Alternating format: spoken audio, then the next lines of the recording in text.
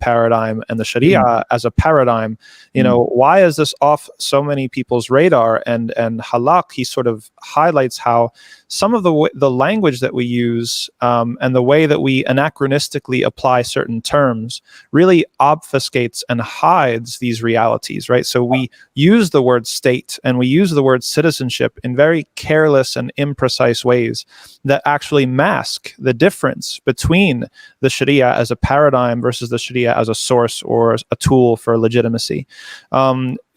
People will talk about the original sort of political situation in Medina, right, as the constitution of Medina, right, or the early Muslim state, right, and there's a certain assumption going on here that the state is a universal and trans-historical category, right, that it's a substitute for any sort of political arrangement, as opposed to being a particular political technology and a specific set of relations between government and subject and law and morality, right? So that's an extremely important pillar of Halak's thought, is that the state is not a universal or trans-historical category. The state is a particular set of relations between subject, government, law, and ethics or morality, whatever have you.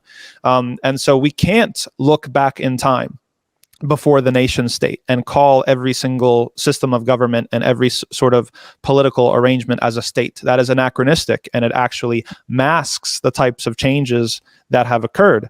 The other term that obfuscates and hides these things is the term of citizenship.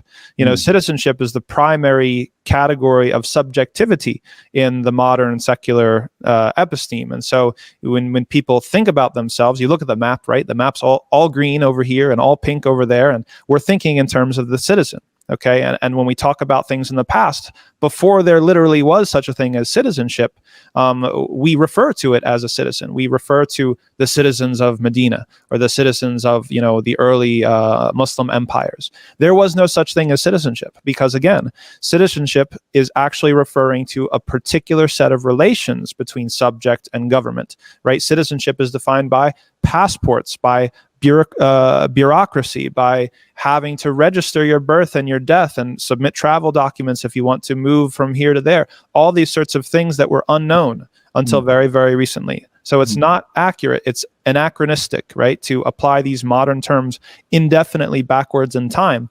And when we do, it actually masks and conceals from us the changes that have happened in subjectivity or subjecthood. What was the relationship between the subject and the governing sort of apparatus if it wasn't a state? If we're using the same words and the same terms to refer to all of it, we can't even begin to ask that question. So that's one of the things that we're going to be kind of deconstructing here. And so if we are properly defining what a state is, we're not assuming that it's this trans-historical universal category. No, the state is actually something very particular that refers to a particular set of relations. Then Halak is saying that once we crystallize and define what this is, then it will become clear that there is no reclaiming the Sharia within the state apparatus or the state system. His assertion in this book is that the very logic of the state as a political technology, as a set of relations, completely and categorically excludes the Sharia as a paradigmatic force, as a possibility.